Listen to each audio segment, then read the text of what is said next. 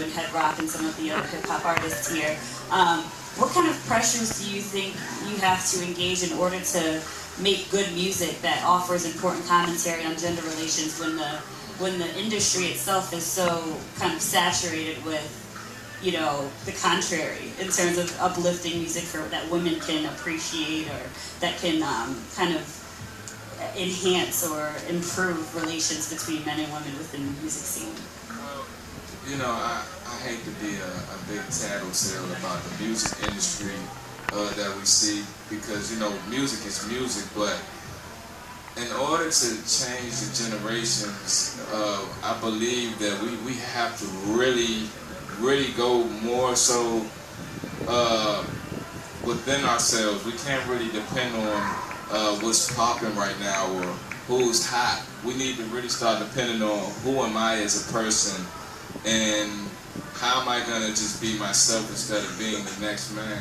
How am I gonna stand up for the occasion like back in the 60s and 70s when the music was a little more rebellious, and you know, we were together, not in all genres at one point, and we still are, but it's about really the message in the music. It's like putting a spell on something.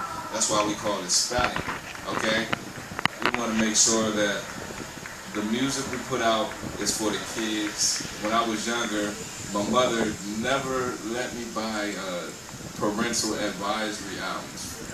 And I used to be mad at her for weeks, like, come on, Mom, like, you know, I want to hear what they're saying, but it also taught me discipline, like, okay, maybe I don't have to hear that, and maybe I'm still going to be myself, and maybe what these young kids are talking about isn't what my older, or my parents or their parents want for them.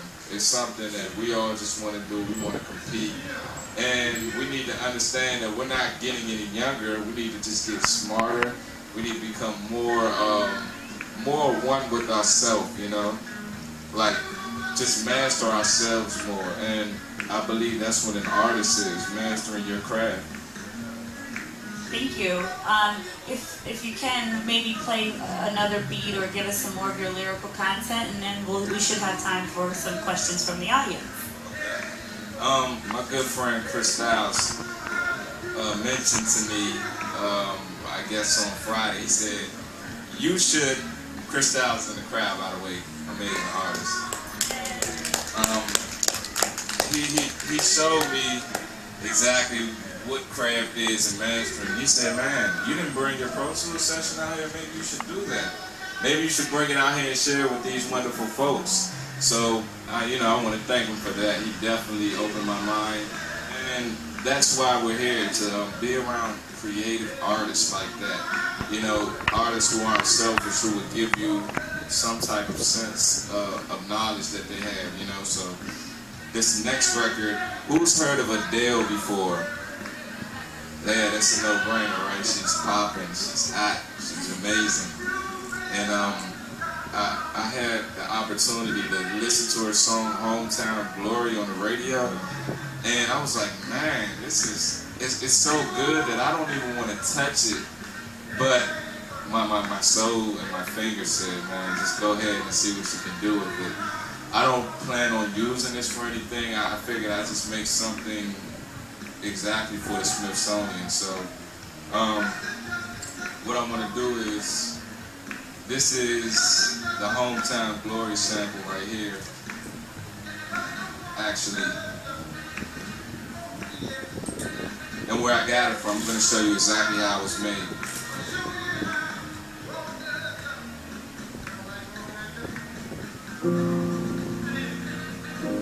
This is the original. And it's so deep to me. You know, music, I see colors when I hear music. Like, this is like a reddish, dark type of color, you know? It just sounds like deep red, like red wine almost. You know, and that's what's in my head when I hear it. So I'm gonna fast forward a little bit. I'm missing all the cracks in the pavement, and tutting my heel and strutting my feet. Is there anything I can do for you, dear? Is there anyone I could call? No, and thank you, please, madam. I ain't lost, just wondering. Okay, so that really put me in the mood to just say, okay, well maybe I could turn the tune up. You know, maybe the notes could be a little different if I want to transition into a higher pitch type of beat. So I would start off like this. Right?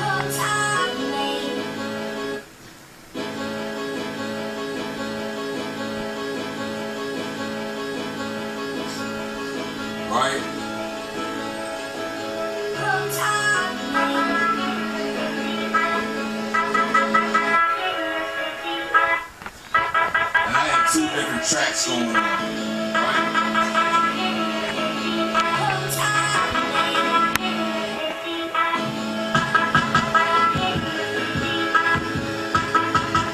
Now we getting it up. Now we getting in the groove of it. Right? I feel like a rim shot or something.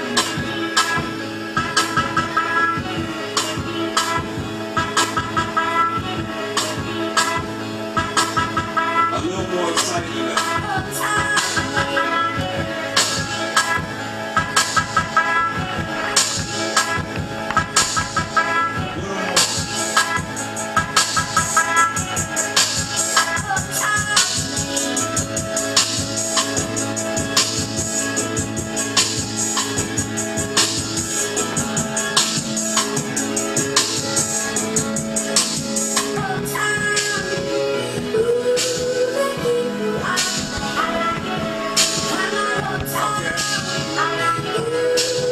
So you keep a little beat with that, right?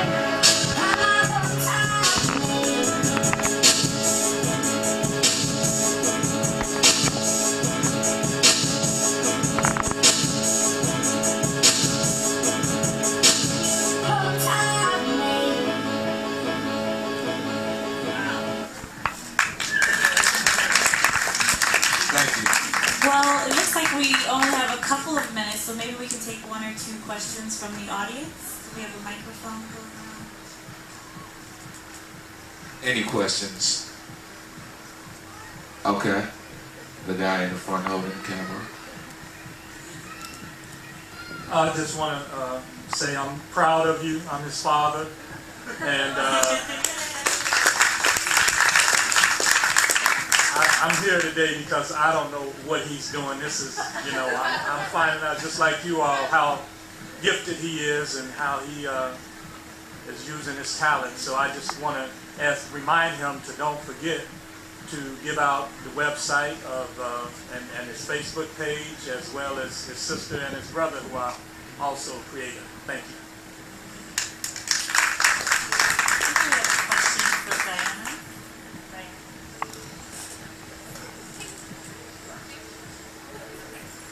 I was wondering, when you first heard Adele's song, are you already hearing it in a different way in your head, or are you waiting? Are you thinking? So you're already automatically hearing it. I'm pretty much like, as soon as I hear it, I'm like, wow, maybe I'm thinking about it 3 or 4 different ways, you know, 3 or 4 different notes, and maybe we can merge all of that together. It's, you know, it's a lot that goes on, but as long as the song is like in rhythm and the voice is very soulful, I'm pretty much gonna, you know, take after it and make something. Pretty much. And can you do that with any kind of Anything. music genre that maybe you wouldn't really listen to, but you happen to hear and you? Yeah. For instance, I sample a few rock songs. I also bring like a live instrumentation in here. I also have reggae music from every genre. I just try to study it all, like as if everything was a book. Every genre had a book. I would study all of them just to understand it, you know. I go to sleep and I listen to chakra bowl music. Like it's kind of weird to me because I wasn't doing it 2 years ago, but just understanding that music comes in all different forms and different sounds, it's truly amazing, you know? Yes. Yes. Okay. This is truly amazing, and I'm so pleased that you brought this to us.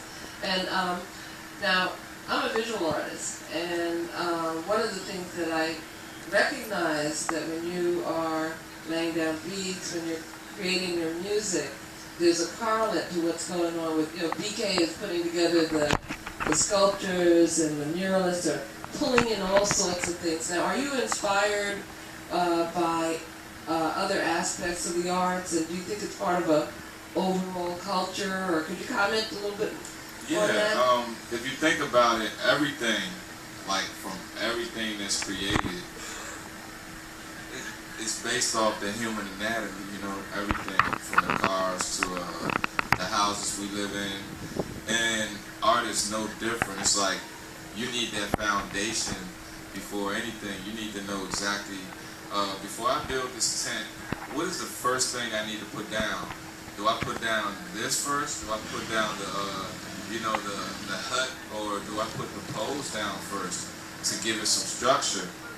Well, let's put the poles down first, because that's going to structure and give us structure and understand where we need to bring it at in order to make a tent. Well, art, what's the background, or what's the main beat on my music? What's the drum pattern that's going to keep me up, and everything else follows behind it. So it's about foundation to me, foundation. I think that wraps up our session. Oh, do we have one more question? Yes. Hey, I just walked in here. I think I missed the majority of your performance, which is a shame. But that's why I want to know the website. Give it. All right. You ready? Yes. AB the Pro. Just Google it. Trust me. Okay. ABTHEPRO. You'll find it. And my other question is, people like Diplo and others, they're promoting so many new types of subgenres of electronica, and I'm wondering if there's one or two right now that are really speaking to you. I listen to a lot of house music more lately. I've been listening to dubstep a lot, and I just believe that if you're gonna do music these days, you might as well try and make something that's gonna come out 1,000 years later. That's what's really gonna keep people saying your music is timeless. Just doing something first and staying original, no matter what it may be. Staying original. All right, well, thank you all for joining us this afternoon in Mr. Baby the program. Thank you. Please check out some of our other performances that we have going on today, and don't forget that next Saturday on July 7th we have a day-long tribute to Chuck Brown, DC's music go-go legend, who many of the artists that we've gotten to talk to so far mentioned being in different ways inspired by. So don't forget to come and check that out next week, and thank you for joining us. I want to thank Smithsonian organization and the staff members. Thank you.